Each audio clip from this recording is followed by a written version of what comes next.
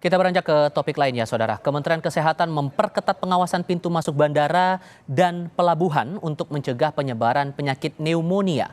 Penyakit gangguan pernapasan itu kini mewabah di Tiongkok. Direktur Pencegahan dan Pengendalian Penyakit Menular Kemenkes, Imran Pambudi, mengatakan telah menerbitkan surat edaran tentang kewaspadaan terhadap kejadian Mycoplasma pneumonia di Indonesia.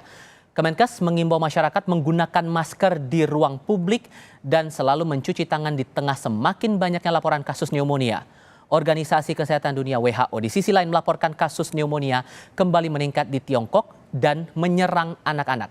Gejala yang dirasakan berupa demam, sakit kepala, dan batuk.